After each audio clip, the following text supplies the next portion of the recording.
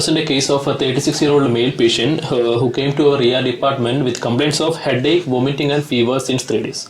So shall we start? Yes. On initial 10-second assessment, the patient was conscious oriented, and coming to the primary survey, the airway was patent, no pooling of secretions were there. Breathing, respiratory rate was 24 per minute, bilateral air entry was present, no added sound, saturation was 98 at room air.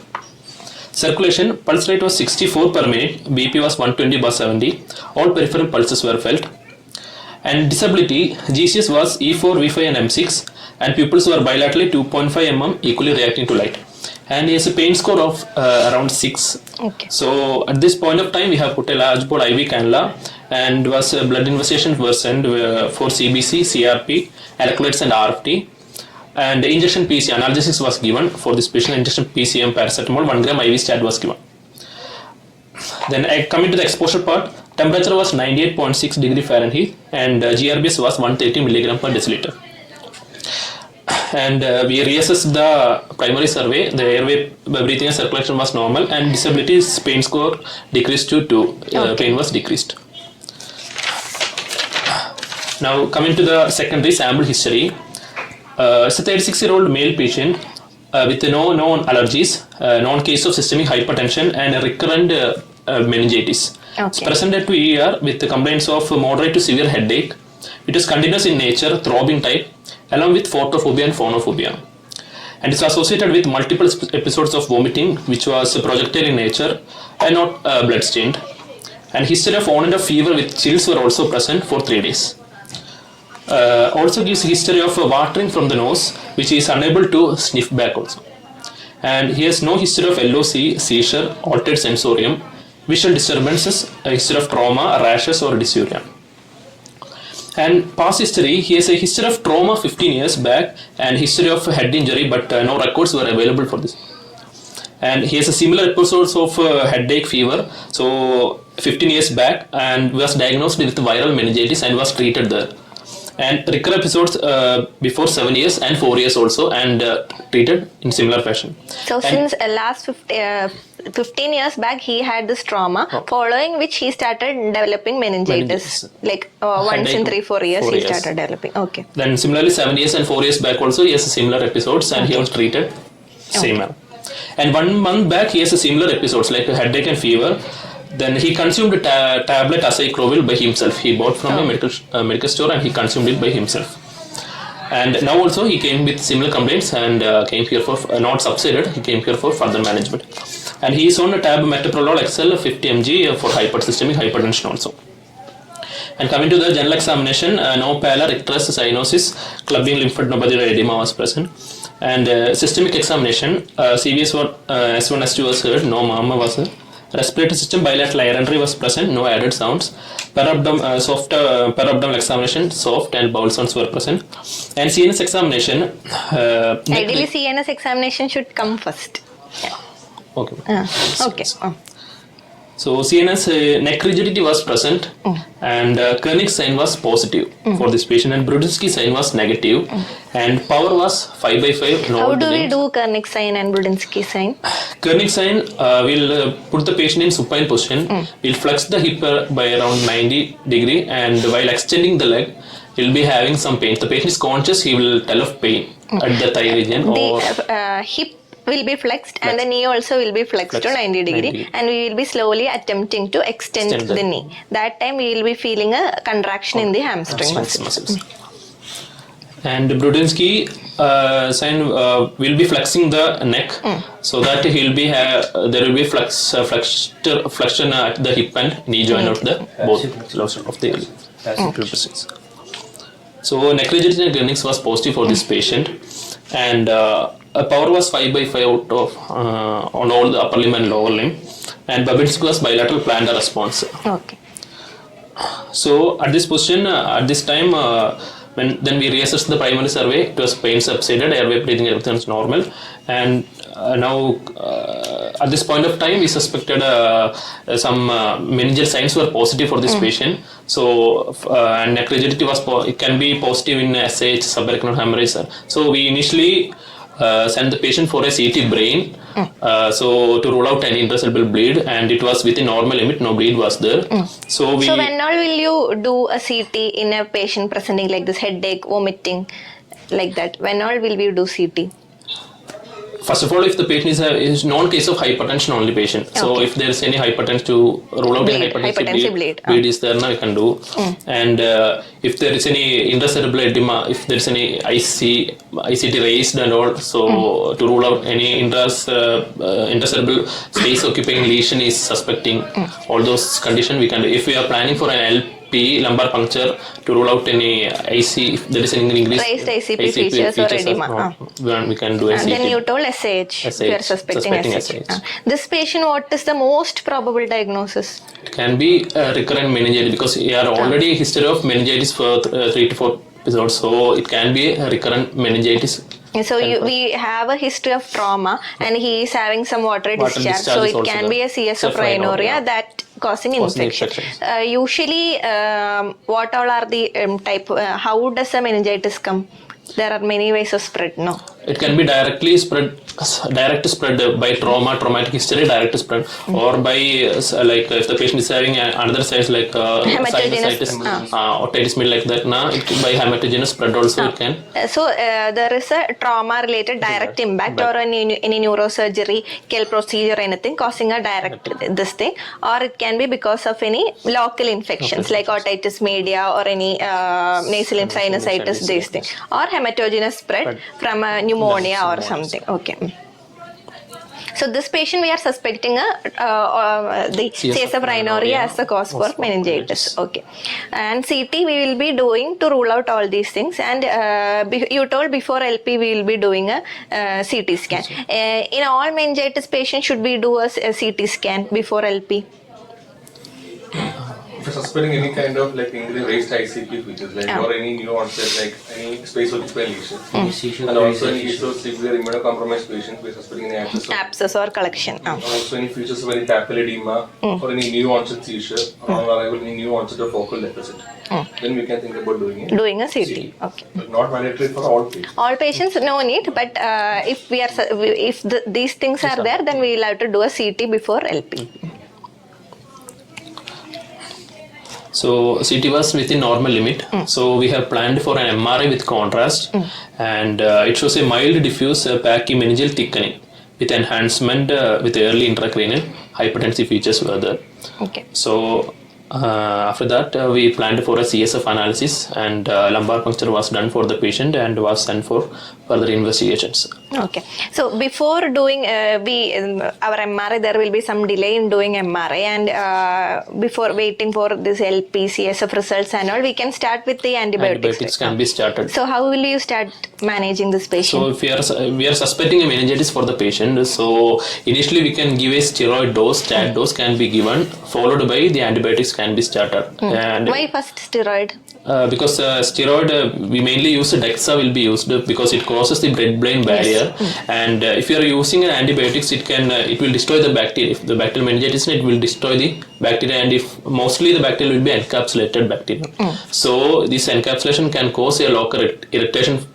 And further, if we give antibiotic first, that will break the capsules, and that can cause an edema. So in order to prevent that, we are giving Dexa initially. Okay. So that's the reason we are giving Dexa. And if you're suspecting some tubercular meningitis also, this tubercular bacteria can also cause some granulations, or those things can obstruct the CSF flow. So can cause obstructive hydrocephalus. So to prevent that also we can give Dexa before giving the antibiotics. So in a capsulated organism causing the meningitis, that is a bacterial meningitis and a TB meningitis, we will be giving dexamethasone, and first it should be given before the first dose of antibiotic. Okay. Then antibiotics we can start with it. We want both the aerobic and gram positive and gram negative coverage. Yes. So for the gram negative coverage, we will be starting with ceftriaxone or cefotaxime, third generation cephalosporins. It can be given as 2 gram IV BD dose can be given, like a meningitis dose can be given. And for the gram positive coverage, we can give vancomycin. It's 15 to 20 mg per dose can be given, maximum 60 mg per dose. Okay. If ceftriaxone is not available? We can start with the meropenem If ceftriaxone is not available, we can give cefotaxime can be given, or cefixime can be given. That is 2 gram TAD to Q6H dose can be given. If suppose patient is allergic to penicillin. Suppose allergic to penicillin, then we can go with the meropenem. 2 gram We can give either moxifloxacin can be given, or previously they used to use chloramphenicol, trimethoprim, sulfamethoxazole combinations and all. Okay. So you have given dexamethasone, you have given ceftriaxone 2 gram TAD dose you are planning to start, and vancomycin you are starting. And what else? Anything else? An antiviral coverage. Because he had a past history of viral meningitis. So antiviral what can did be you say? given. Injection acyclovir can be given. It's a dose of 10 mg per kg. IV TAD can be given for this patient. So we have started with these medications, and after 3 days the CSF analysis report came, which shows a glucose of around 77. At the time of lumbar puncture itself, we will take a GRBS of the patient. It was around 112. So how will we? So you are planning. So you have started the antibiotics, and then you are planning to do a lumbar puncture for this patient. So will you expect the? So when should we do the lumbar puncture? Before antibiotics or after antibiotics? Depending on the delay and how easily we can get these things done. But usually if it is a bacterial infection and all, within 2 hours the CSF will start getting clearing. If it is pneumococcal infection, it will take at least 6 hours to get cleared, but it will start clearing. The CSF will start clearing immediately after giving antibiotics. So we cannot tell when we can do this, but this is the thing. So depending on the CSF, we will have to make a decision whether it is bacterial or viral. But if there is a delay in CSF, don't wait for the LP analysis to be done. First give the antibiotics and proceed with this thing. Send the blood culture also at the same time. Yeah. Like if your delay is in, there's a delay in lumbar puncture, we can send the blood culture also. Sometimes if it is bacterial, we can find the thing in the blood culture also. Since there's a heterogeneous blood can be also there. Yes. So how will we do an LP? LP first we want to rule out any contraindications for LP. We want to rule out by both clinically as well as laboratorically. Can find out, and we'll get a informed consent from the patient. If the patient is conscious, we can get the consent from the patient, or if unconscious, we can get it from the bystanders itself. Then we want to arrange the materials for LP needle. What are the contraindications other than the contraindication? If there is any local infection or any race ICP features are there, if any papilledema is there, or if there any blood derangement like INR more than 1. Platelets less than 80,000. Less than 20,000 and INR more than 1.5. Okay. We took consent. Then we'll prepare the materials, and we'll can give anxiolytics or analgesics for the patient with the oxygen support. We can give. We can position if the doctor is a right-handed person, we can position the patient on left lateral position, like a fetus in a womb position. We can flex and put the patient. So first we will have to plan on a little bit of a procedural sedation, because patient will be, if this patient is very much conscious, so patient will be very much anxious. He had previous experience of getting LP also, so he might be worried. So first we will have to explain the procedure to patient, get the consent. We can start him on a supplementary oxygen. Then we will have to connect the cardiac monitors, run a IV fluid, because if this patient is not adequately hydrated, what will happen? We might get a dry tap. So we will have to adequately hydrate the patient. Then we will have to give an anxiolytic and an analgesic. Okay. Then position, we will have to position him in a universal flexion. Then after that we will arrange all the materials. We'll be mostly using 22 gauge spinal needle will be used. Then we'll under aseptic precautions we'll be draping the patient. Then 1% lidocaine can be used for this patient for giving a local anesthetic. Then we should find out the position of the position where we want to put the needle. That is most common position is L4, L5 vertebral region. That can be founded by finding the L4 vertebra. That's the highest point of iliac crest. We'll draw a line so that we'll get the L4. So most common position is L4, L5, or we can put in L3 or L4 position. Then we put the needle. We can tubing should be needed for collection of the CSF. Around 1 ml fluid is collected in four bottles. Then first. How will we collect 1 ml? Will we Around aspirate? 6. No, we shouldn't aspirate What because will it happen can cause if we coning. aspirate? Yes. Can cause coning. So it should dribble by itself. Yes. So when the fluid comes, ideally first we will have to check the CSF opening pressure. Should, How will you check that?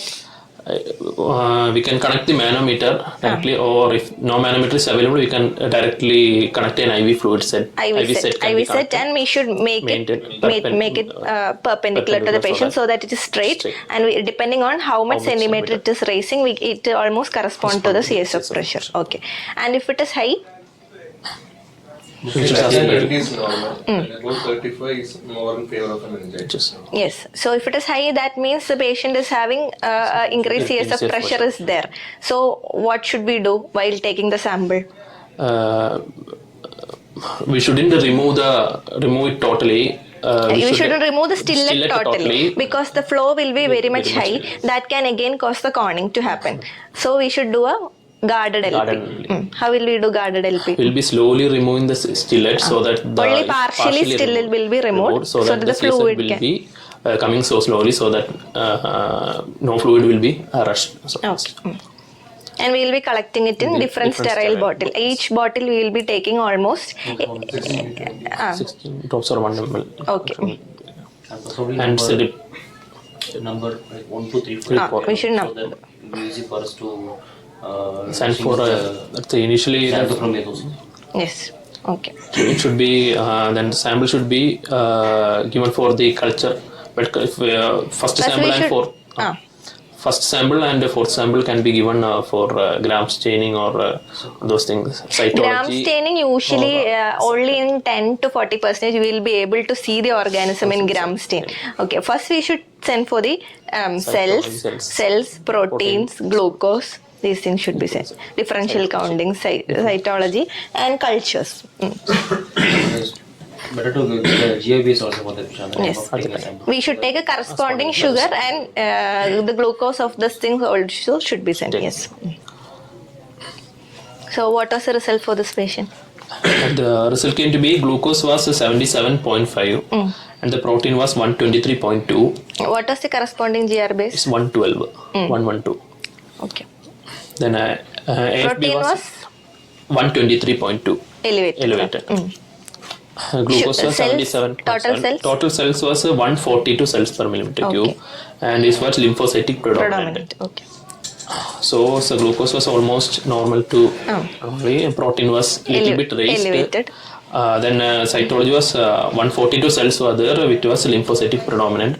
So everything coming to correspond to a viral picture. Okay.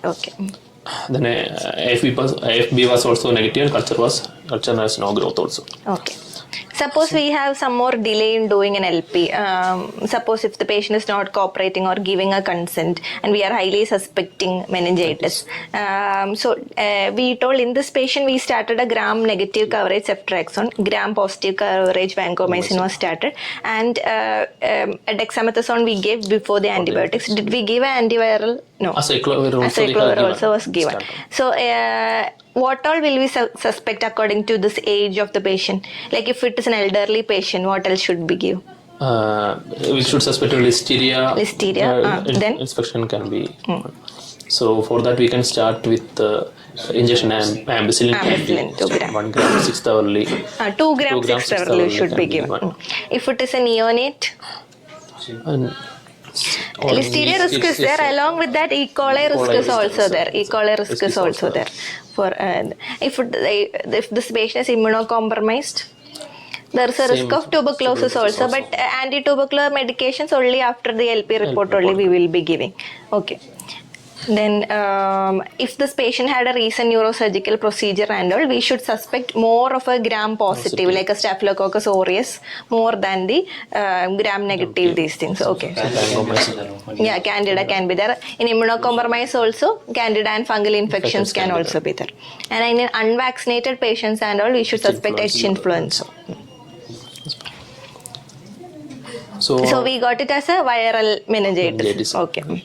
and we have continued with the medications. And Ideally, we can stop the dexamethasone. dexamethasone is stopped, and they continued with the other medications.